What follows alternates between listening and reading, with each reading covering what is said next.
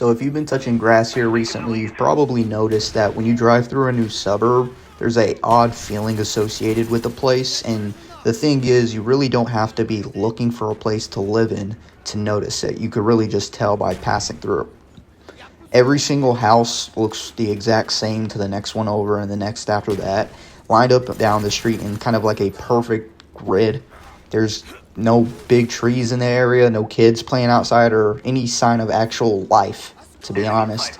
It kind of feels more of like a ghost town that somebody copy pasted in overnight than an actual community with most of these places. And it makes you sit back and just realize that the whole idea of owning a home didn't just get way too expensive. It kind of lost its soul in a way. Now, a huge part of course, owning a home in the first place is owning the home in the first place, which is something pretty much unattainable because beneath the weird copy-pasted aesthetic of these new neighborhoods lies a pretty brutal job state. If you can even land a solid kind of corporate or trade job in this market in the first place, you're going to be immediately met with the realization of a baseline entry fee for adulthood. Kind of the cost of living is what they kind of gaslit themselves into calling it. And at this point, your life is going to be paid for on a subscription. A year free trial for the first 18 years has ended. Now, for us, we have been told, of course, to follow those same exact steps that our parents did. Get out of school, get the job, grind it out, buy the house, build the family. But when you sit back nowadays as somebody in Gen Z and you actually think and do the math, it does not compute anymore. You are kind of entering in a system that expects for you to have that maximum output while offering you something that's a total illusion when you actually think about it. Like you're facing a choice between putting yourself into a lifetime worth of inescapable debt just to say you own like a drywall box, or having to sit on the sidelines and be like, man, I've never owned anything in my life, and just wishing that you had a chance to do the same. And it has kind of turned to what used to be a milestone of pride into an absolute kind of psychological pressure cooker. Now, when you walk into a neighborhood that's been constructed in the 2020s, you're going to see that same copy-pasted houses like that stack tool was used on Minecraft. Seriously, though, walk through one of these places.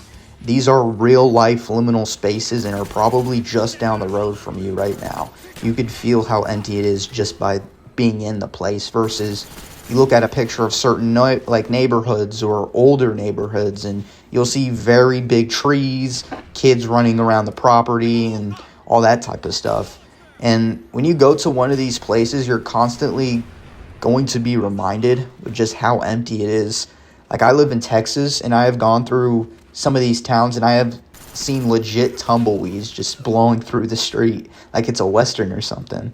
It's kind of trippy as well, but pretty recently I did kind of discover one of those old-time neighborhoods that are like the way that it used to be when I was visiting one of my ex's homes.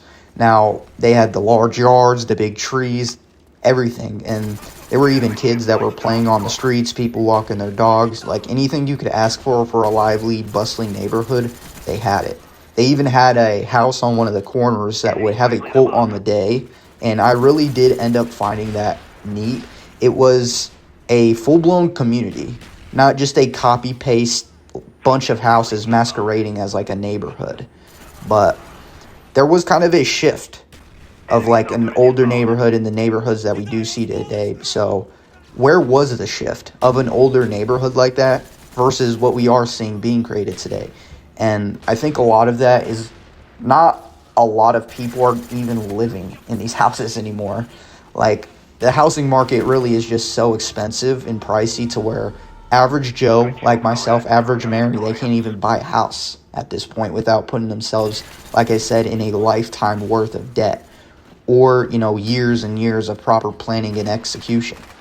And the reason why mega corporations have been buying up single family homes, now, based on the economic sense of that is a disaster for the economy. Not in their eyes, of course, but for the average living, breathing, shitting person. Since, of course, they're buying up most of the real estate, they are able to set the price on how much they are going to sell and kind of set the floor of the real estate market. And the way they do that is by either selling it at a higher price or renting it out to a person to where they still own the home and they're, still profiting extra. And these companies, they're getting a little bit of extra money as either the middleman in the operation of buying and selling, or just completely owning the situation and selling the stake that they bought for, cheaper than the construction materials they probably built it for on the low wages of the construction company. But knowing that somebody is going to buy it anyways, like, they don't care. They're just going to throw the minimal amount just to get the house built, knowing, hey, people need a place to live. It is very beneficial for them because it's like, hey, they're going to buy it, they're going to spend the extra money, or they're going to be homeless. Whereas the citizen, they have to end up paying an extra $80,000 to $150,000 on a single-family 2-story home that might cost an extra $200,000 after the fact in repairs on all that faulty equipment and all the stuff that was used there. Or they're paying that extra money on middleman fees if it was a previously built home. Now, because they have bought it in such a mass, it has been nationwide, the amount of effect and impact that you do see with this, which is why it is costing like an extra $80,000 to $150,000. Most of that is just middleman money that has been just conjured up, just pulled out of the ass of these mega corporations that they want you to pay. But they set the price for themselves, and once you do end up owning it, it is more like a defeat than an actual victory. Because even when you do own the house, that doesn't even feel like that victory, because now you're in a lifetime worth of debt. Now it feels like a responsibility. And as I stated, the weak materials and all that stuff, you're going to be constantly doing maintenance and repairs around the house as well that, would have been fixed the first time if they didn't cut corners in the first place. But now something that used to feel something that would bring pride feels like a trap. That is like a giant bear trap, just throw your life away. 40 years, waste 40, 50 years. That's kind of what the current state of the housing market is in for first-time home buyers. And I also think this is a reason why a lot of divorces are happening as well. With financial stresses and all that come with that, people really do underrate the factor of what stress can do to a human.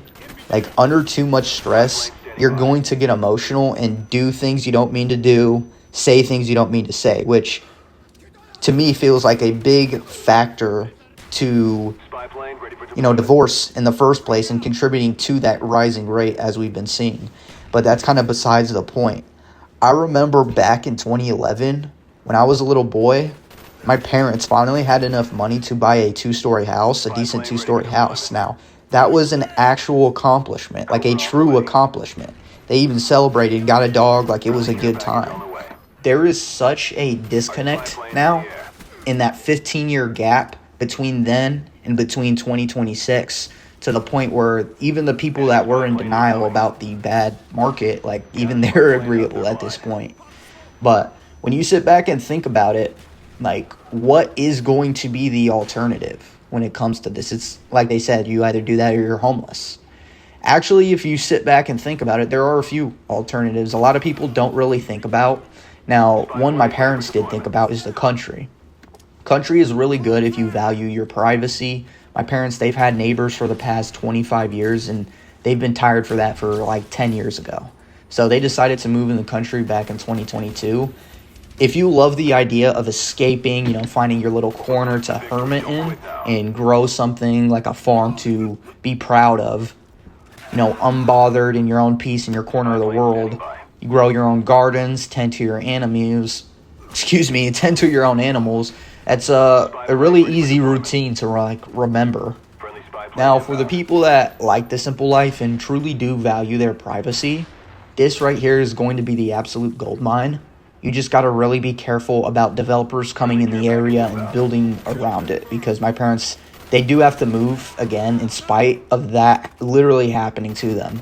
More of these pop-up liminal space communities have been just popping up everywhere. Nobody is really safe. So you really got to find a nice little corner that is super far in order to do that. But if that's for you, that's for you. Now, for me, you also have a category where there's people who strictly rent.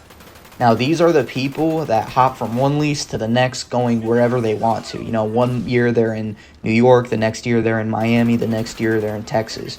Now, I'm pretty recent into this. I'm out in Texas right now on my first lease, but after this lease is over, I'm trying to get my way over to Florida personally. But at the moment, this is the category I do fit in, not really by choice, but it is optimal for the moment. The freedom you do have with doing something like this is very nice, but having to constantly pack up and move, it can be a hassle after your 7th or 9th lease, I'd assume. Now, I'm still fresh into it, so a little less so, but, I've got a few years at least before that does become a hassle.